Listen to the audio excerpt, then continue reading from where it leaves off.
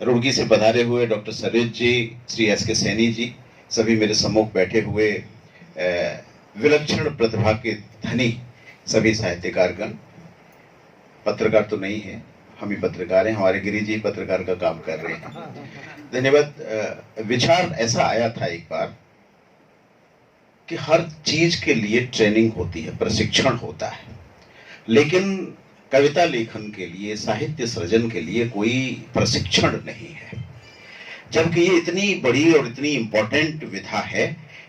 इसके द्वारा समाज परिवर्तित होता है। आज अगर बच्चे केवल मोबाइल में घुसे हुए हैं तो इसीलिए कि हम उन्हें कोई नई दिशा नहीं दे रहे हैं।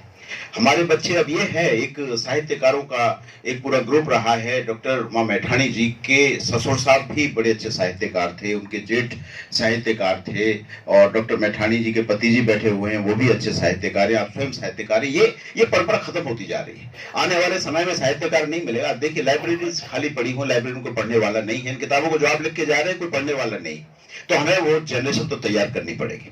तो ये हमने सरकारी तौर पर निर्णय लिया है कि हम एक 3 दिन का एक वर्कशॉप रखेंगे। जितनी भी संस्थाएं, उनमें से उनके जो अध्यक्ष हैं वो सेलेक्ट करके कुछ कवियों को भेजेंगे, उनको हम रखेंगे। रिजॉर्ट में मेरी लेंसडाउन के आसपास बात चल रही है, और वहां पर विषय होंगे कि जिस दिन रुकेंगे उस दिन आफ्टर ब्रेकफास्ट पर्यावरण के ऊपर होगा।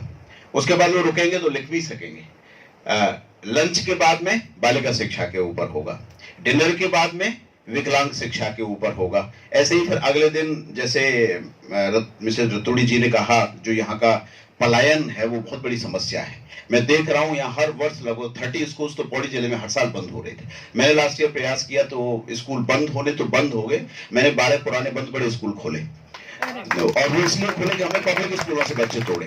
तो हम वो स्थिति लाना चाहते हैं। इसके लिए ये एक रिहर्सल है कि रुड़की की टीम आई है और यहाँ की टीम साथ मिलके कुछ नया करने का प्रयास करेंगे। आने वाले समय में हम निश्चित रूप से एक ऐसा वर्कशॉप रखें, वो वर्कशॉप कंप्लीटली सरकार के खर्चे से होगा। सरकार का खर्चा उसमें इन्वॉल्व होगा, होटल का खर्चा, रहने का, आपको टीए भी आने जाने का मुहैया कराया जाएगा। डॉक्टर चमोली जी जानते हैं कि ये कितना इंपॉर्टेंट है, क्योंकि इससे हम आपका उपयोग अपने बच्चों को भी ट्रेन कराने के लिए करेंगे कि भाई कविता कैसे लिखें। आप संगीत सिखाते हैं कि संगीत कैसे, डॉक्टर पांडे सिखाते हैं कि कैसे गायन किया जाए, लेकिन क्या आपने कभी किसी स्कूल में देखा ये लेसन कवि करा रहे बच्चों को कि कविता कैसे लिखी जाए? तो ये सिखाएं कविता कैसे लिखी जाए। भाई असीम जी सिखाएं, पीछे पैरुली जी बैठे हुए हैं कि गजल कैसे लिखी जाए, शेर कैसे लिखे जाए, उसमें अच्छा हो। संस्कृत के शब्द भी आ रहे हैं, हिंदी के शब्द भी आ रहे हैं, उर्दू के भी आ रहे हैं, अरबी के भी आप जाने अनजाने में प्रयोग कर रहे हैं, तो वो सारी चीजें आए। तो इसके लिए ये प्रयास है। और इसके लिए अभी भाई नीरज नैथानी जी कह रहे थे कि मुझे वहां की जिम्मेदारी दी हुई है। ये तो योगी आदित्यनाथ हैं हमारे। उत्तर प्रदेश में मुख्यमंत्री बनने लायक कोई नहीं था, योगी आदित्यनाथ जी पौड़ी जिले से जाते हैं। और मैं ये नहीं कहूंगा कि रुड़की में कोई अध्यक्ष बनने लायक नहीं था, हमारे वहां में बैठे हुए हैं, लेकिन वहां पर भी अध्यक्षता के लिए पौड़ी से जाते हैं। पौड़ी से ही हम श्री नीरज नैथानी जी को लेकर जाते हैं। वो यहाँ भी काम कर रहे हैं और वहां भी काम कर रहे हैं, और एक कार्यकर्ता की तरह काम कर रहे हैं। आपको बहुत बहुत साधुवाद। तो आप इसमें लगे रहेंगे।